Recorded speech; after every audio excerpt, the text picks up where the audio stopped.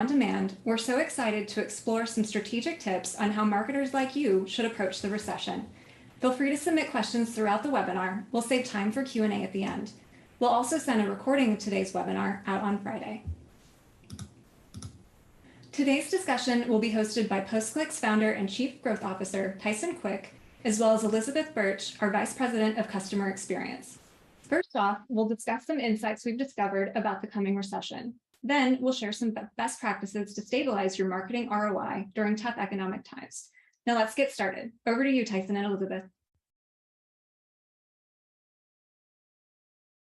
All righty, thank you for the intro, Kelly. So let's talk a little bit about where we are economically today.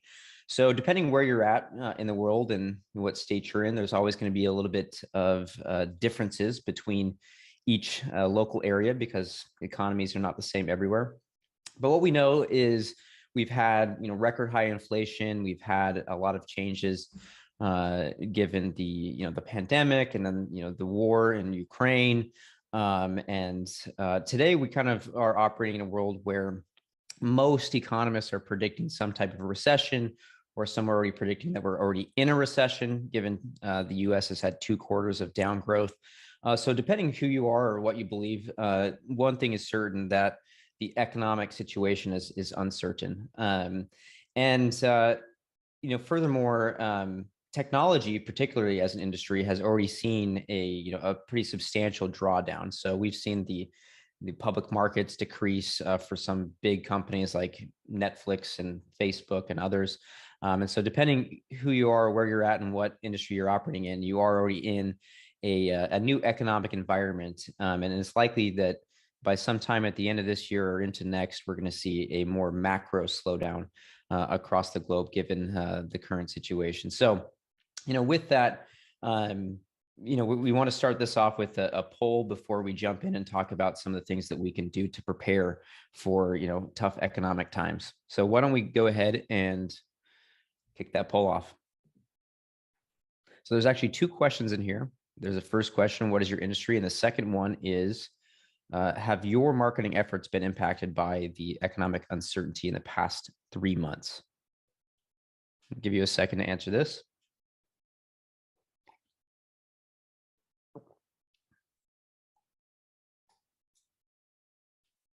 This is always interesting for us to see which industries our attendees are in, and gives us a good idea of who we're speaking to and how we can tailor the specific information to the predominant industries. Okay, should we get the results here? Awesome. So it looks like we have about 20% of you are in the software or internet industry. And then the next largest one is healthcare and pharmaceuticals, which is interesting. And then of course, other is the largest here. So that would be interesting to hear what industries those are. So let's actually scroll to number 2 now and look at, have you already been impacted by the current economic conditions? It looks like 62% of you have said somewhat impacted, 10% greatly impacted, and right now unsure.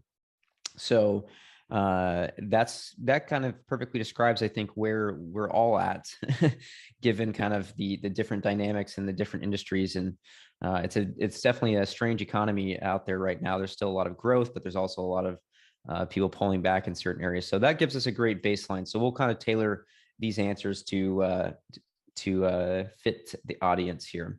So why don't we go ahead and jump in and talk about the first 2 things that anyone, regardless of industry, can do. And I'm going to turn it over to Elizabeth here to talk about these 2, and we'll kind of go back and forth, and we'll add some advice on these 2. Thanks, Tyson. So the first 2 steps involve ruthlessly prioritizing. The first one being know your audience, and the second being be intentional about your messaging. So in regards to knowing your audience, it's really important to go ahead and analyze each of your audience segments and rank them in order of priority. For example, which audience can you target most accurately with your existing data set? When budgets are limited, it's really best to focus on more established audiences instead of experimenting with new ones. you can actually strategically decrease your current target segments and focus your campaigns and experiments specifically on that more narrow selection. And then once you begin to build momentum, you can expand your audience outreach through adjacent segments of your current audience rather than jumping into new segments. Tyson, I know you have a lot of experience here. Is there any additional insight that you can add? Yeah, I think that, and 1 second here. Okay, great.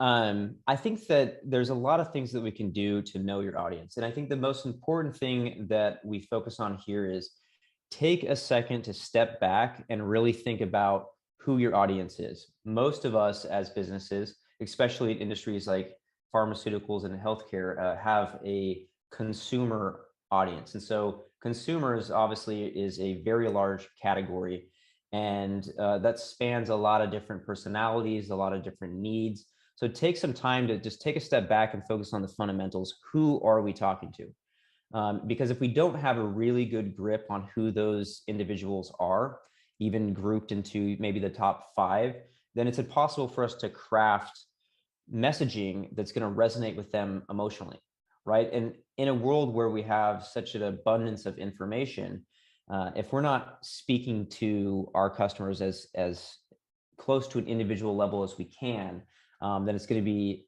unauthentic, and it's going to come across as advertising and marketing, and it's going to lack the humanity, I think, that we all need in our targeting and our messaging to connect with them on a personal level. So take a second to step back and really ask yourself, who are our top 5 personas, if you will? What motivates them? What's different about them? Write it down, and then use that to empathize with them when you get into the crafting of your messaging phase. Yeah. And oftentimes we think that we know who we're talking to. We say, oh, it's people in their 30s to 40s and in this geographic region. But really think about and write down what will motivate them as a person, as an individual, as a category of people, and really think about it from a standpoint if you were in their shoes. It seems so simple, doesn't it? Just simply knowing your audience, but it's something that really is so important, especially when the markets start to turn down a little bit. So the second step here is to be intentional with your messaging. So as we just talked about knowing your audience, it's important now to pick that specific audience and speak directly to them. Don't dilute your message. And so while it may initially feel like you're limiting conversion opportunities, by addressing specific audience pain points or fears, that's actually your best chance to win their business. Really, really honing in on what is most important to your audience. And you can use your clearly defined audience segments to improve your customer experiences. Because, of course, knowing your audience really well, you can very, very specifically target them. Each of your audience segments should have a campaign-specific landing page that speaks directly to that audience's unique conversion triggers. Now, this might require some A/B testing, ad and landing page content to establish the messaging that resonates most with each segment, but you will really find that this improves your conversions. And again, Tyson, I know you've got some further insight on this. Yeah, thank you. So I won't spend too much time here because we have a number of other points that we want to make here. But I will say that once you know your audience and you're crafting messaging, I always like to think about what journey we're taking them on, what story we're telling throughout the marketing experience. And I like to think about it in a simple timeline, like what is it that we're talking about? Why is it important? How does it work? Or how do I go about implementing this into my life? Who is this for and who's using this? So if you think about that, especially in your ad to your landing page experiences, it's always important to simplify, right? So if they come from an ad and they land on a landing page, for example, instead of just putting a bunch of information all over the place, hoping that they find what they're looking for, tell a story, right? What is this? Is it what I expected it to be? Why should I care? Why are you better? Right? Why is this a better solution to my alternatives? And again, how it's going to work, how I can implement it into my daily life, and then who is using it, who can validate for it, and who is it for confirm that this is for me. And if you deviate from that, then again, you're not really telling a compelling a message that connects with your individual customers on a human level. So I'll leave it at that so we can jump to the next ones here. Yeah. And just, it really does sound like we're going back to basics, doesn't it? Knowing your audience, and telling a story. Can you walk us through kind of finding efficiencies through testing? Yeah, absolutely. And just to put a pin on that last one, a lot of the fundamentals are things that we often forget as marketers, especially in a digital world where we're focusing on so many channels, so many different devices, and there's so much to do as a marketer today. I think all of us have a tendency to overcomplicate, and getting back to some of those fundamentals of who is my customer, what matters to them, how do I speak to them in a story manner, because we're humans. We got to remember that this isn't a robotic thing, even though the way that we reach out to customers and engage with customers is digital today. So it is important, but the fundamentals hold true, and they're always important to remember. So let's go ahead and jump into the second one here, and that is find efficiencies through testing. We've talked about testing for years. All of us, again, are not typically data scientists by trade. We're marketers, right? We think about messaging, but nonetheless, testing is something that we need to do. So let's talk about the first one here, and that is experiment with micro segments. So what is a micro segment? Well, thankfully today we have the ability to target people with platforms like Facebook and Google, and we have the ability to message them in relevant ways. And so one thing that we recommend is to really use those tools effectively to micro segment, right? And micro segment could be geographic regions.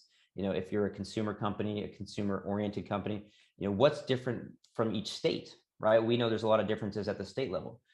Is there top 50 cities, right? What's different about those cities? If it's, again, healthcare, or it's in software and internet, it could be as simple as making sure that the logos that we put on our page to validate, or the testimonials that we put on our page to validate, are resonant with that demographic, right?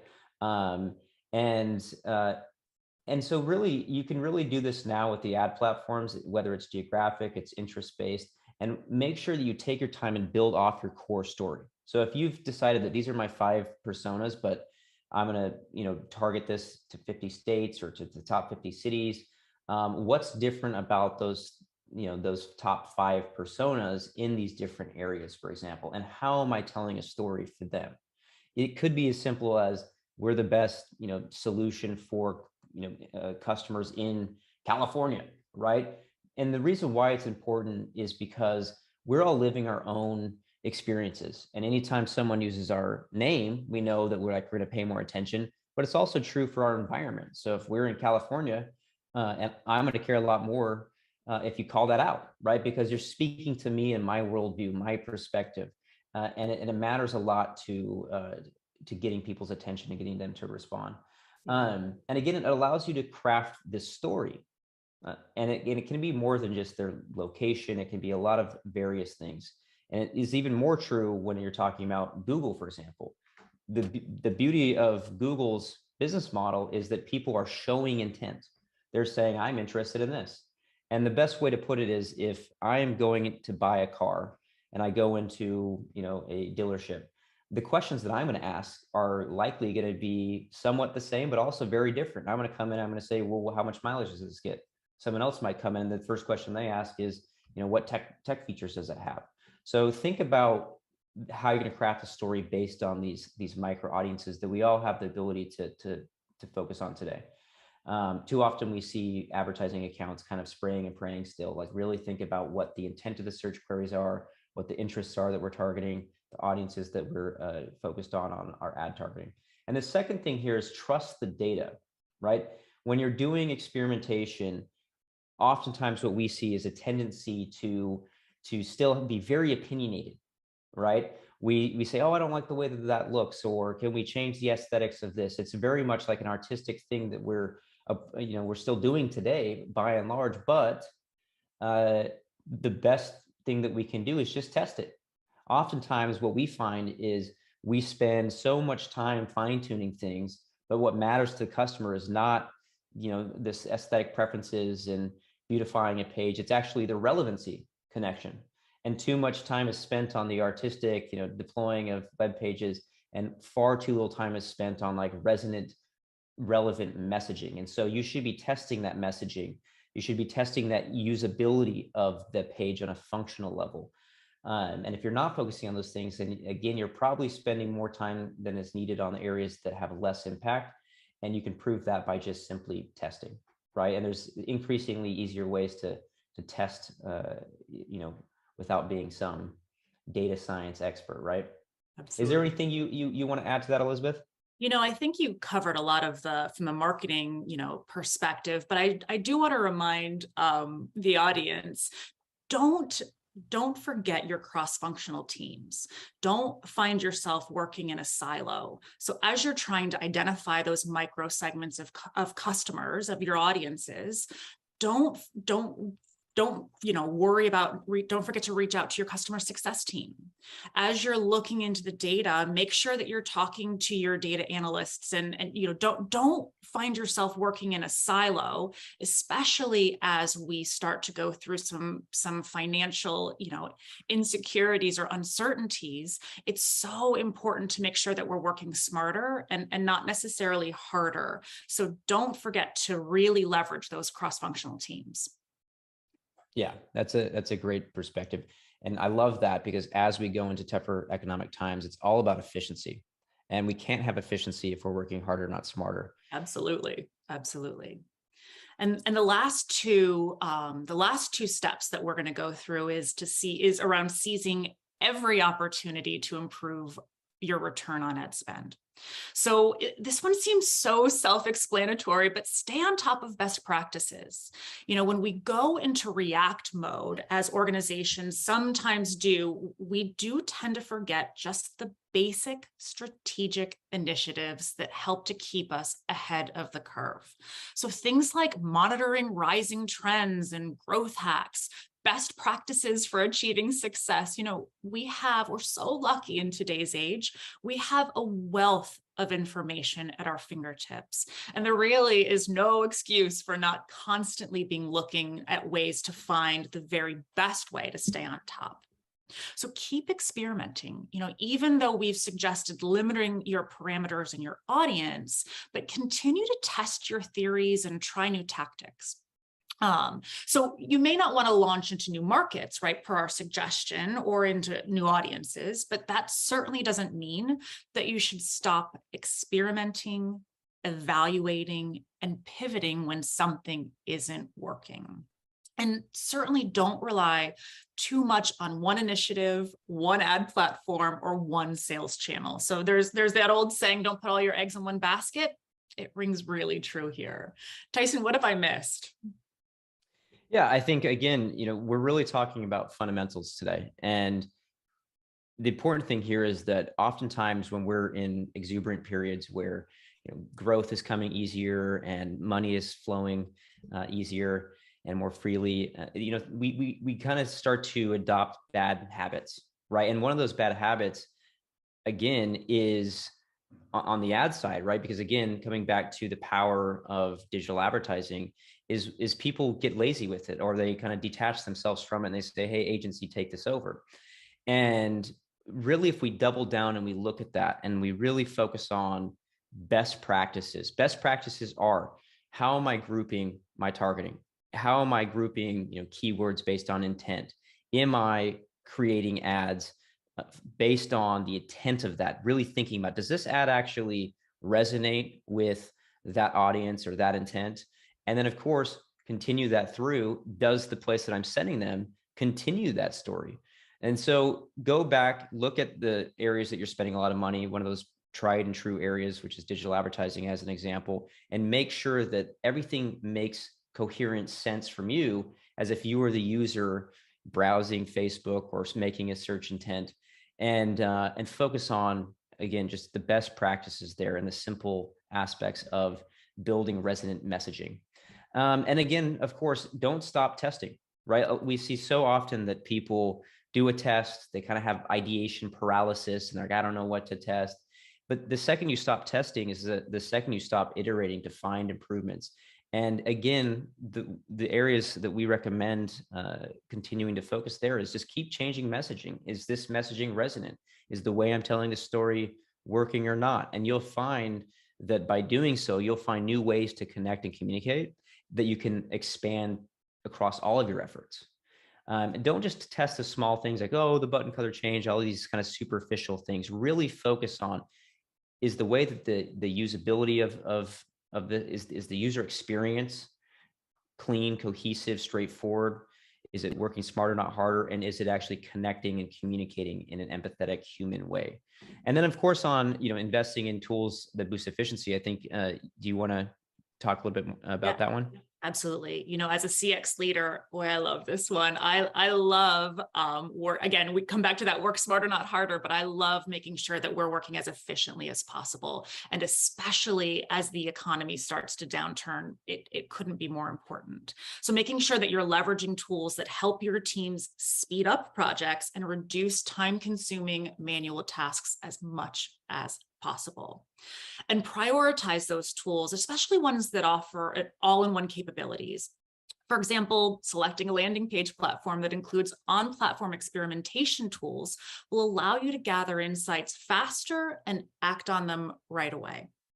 So Tyson, 6 steps, what have we learned? Well, before we jump to kind of summing it up here, I do want to add to the tools, right? So what we are focusing on here at our company, and what I recommend to all of you, is really focusing on which tools really move the business metrics. There's a lot of tools out there. There's a lot of things that we've all adopted, especially during the pandemic. I would say that if you have to cut costs and you have to reduce, if we're operating in a world of thinking smarter, not working harder, then we need to reduce all the things that we're not fully adopting, or maybe adding additional steps, and really focus on those things that are going to drive impact. So what are those things? And that's for you to decide, but we really like to focus on the tools that are really going to create a business ROI, and not just some micro time saving or some fun innovative thing. Really things that will drive efficiency, and drive efficiency with less effort. So what have we learned today? I think that, again, as we talked about in the beginning, it's hard to say exactly what economic situation we're all in. That was true in your answers. Somewhat uncertain. Some people mildly affected. We don't know for sure if there is going to be some big recession or a mild recession, when that exactly is going to be, or if we're already in it today, depending on what industry you're in. But nonetheless, let's all take a step back to focus on the fundamentals. Let's focus on who we're talking to, what matters to them. Let's focus on efficiency, not just spraying and praying and doing 10 things at once. Let's make sure we go back and look at the things that we are doing and saying, if I was the customer on the other end of this, does this make sense? Does this tell me a compelling story, right? Think about those things. Focus on the fundamentals. Come back to the basics as a marketer. And of course, invest in testing and experimenting, and do so with an obvious, again, human way. What are we saying? How does it make sense? Is it resonant? Can we prove that? And then, of course, we got to really segment. Not if you don't have a drawing somewhere, you have some whiteboard, or some digital whiteboard where you've mapped that out and said, who are we talking to? How can we then take that audience and break it down even micro audiences, and saying, well, what's the intent based on their search query here? What are they really asking for here? Or what is different about that interest category? Are we just using the same ads? Are we just using the same landing pages? Well, if so, then what's the point, right? What's the point of doing, digital advertising and, doing digital things if we're not actually looking at that and asking ourselves, does that even make sense? Do a search query, click on your ad, right? Did that make sense? Does the intent that you had, if you were a user using that search query, actually align with what you've provided them in that story? So really just focus on the fundamentals, because we don't have room for waste. We can't waste in a tighter economic environment. And in boom times, again, a lot of the waste creeps in because we get busy doing 10 things, and we feel like things are going to continue to grow as they always have. We can't be working. We got to work smart. So that's how I would sum it up here. And of course, Instapage can help accomplish some of these goals, right? We believe that this is, and we can prove it with the data, this is one of those solutions that is all about driving business efficiency. It helps us be able to quickly, as marketers, be able to build resonant messaging for the place that actually converts marketing campaign traffic into value, into customers. Why? Because it's easier than ever to actually match that intent, that interest, that persona with a message and a user experience that actually communicates to them based on what they expected to find, so that they decide that they're going to go with you as a product or service. So that being said, I want to turn it over. We have about 5 minutes for questions. So why don't we kick some questions off now? Awesome. Thank you, Tyson. Thank you, Elizabeth. Really great insights and discussion. Scott, a few minutes for questions here. So what indicators or metrics can I use to find my top priority audiences? Do you want to start with that? Did you post this somewhere real quick in the chat? Yeah, I can post this in the chat. Okay, I got it here. All right, I'll go ahead and answer this one. And Elizabeth, if you had anything to add, please. So what indicators or metrics can I use to find top priority audiences? Well, I think the easiest thing to do there first is to mine the data that you already have. So if you have a bunch of content on your website, which pages are getting the most traffic? That should be an indicator of what people are searching, how they found you. You can ask your ad team, or maybe you're the digital marketing manager. Go and look. What search queries are people making? What ads are they clicking on? And then ask yourself, look at those things, and say, well, what kind of person is making this? Or can I see that data? In the ad platforms itself. Who are they? What's the age demographic? Where do they live? And then once you have that data that you've mined from your ad platforms or your website, again, go map it out. Put this on a digital whiteboard and say, well, let's see here. What's different about them? What was their intent? Go make the same search query. Look at what Google provides in the organic search results and say, okay, well, Google thinks that this is what they're looking for.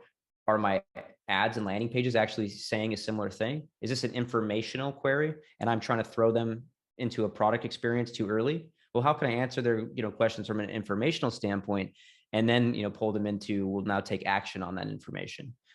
So mine the sources that you already have. Is there anything you want to add to that? Nothing that I can think of. I think you've got it. Awesome. Got time for a couple more here. What are some easy ways to improve ROI in the short term? I need a quick win. Quick wins. We all need a good quick win once in a while, right? We absolutely do. Absolutely. So quick wins. There, you'd be happy to realize that there is a lot of quick wins. The easiest quick wins are, in terms of, this is not just biased to our worldview, but it's actually true. Given that digital marketing and digital advertising are typically a top channel for user acquisition these days, because we can go reach out to our customers in a data-driven, scientific way on the devices that they're already using. Go and look at, have I organized these correctly? Have I grouped things based on the intent? Have I grouped things based on the right audiences? Look at the ads that you're sending them. Does it make sense to you? If you were that audience or you made that search query, does that ad message actually speak to that intent? And then, of course, when you drive that traffic to a conversion experience, what story are you telling? Did you just put a bunch of benefits, a bunch of features? You just put a bunch of stuff on a page and said, I don't know, hopefully they find what they're looking for? Or are you telling a story? What is the narrative being told? Top to bottom. Okay, what is this? Why should I care? How does it work? Who's using it? Answer those questions in a logical way, clean things up and simplify, and you'll see that the results grow quite quickly. Because you're telling a cohesive, coherent human story. You're not just slapping things on a page. It is more of a top to bottom story, in the same way you would write a story. It wouldn't just be all over the place. You're like, I don't know what's happening in this story. It's all over the place. No, it reads clearly top to bottom as a story of value. So I think we have time for maybe one more question if we want to go a minute or so over. Yeah, absolutely. Let's see. Should I stop testing altogether? How can I find the right balance?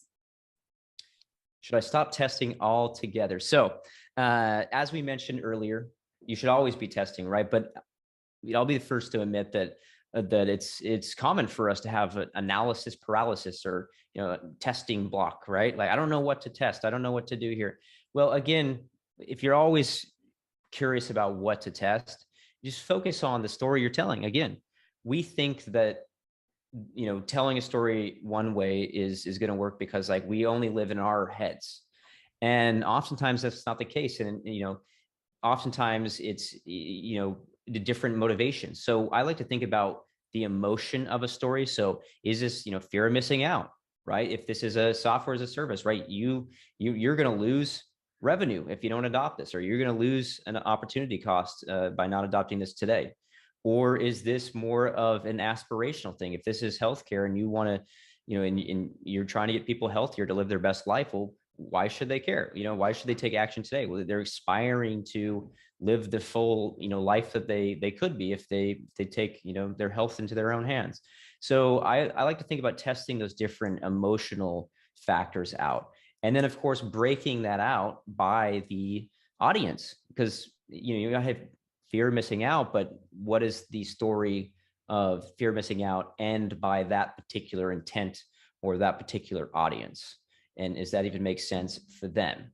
And the motivations are there. They're waiting for you to tap into. Like if someone searches for our system, for example, best landing page software, it's going to be different than someone searching, best landing page software for experimentation.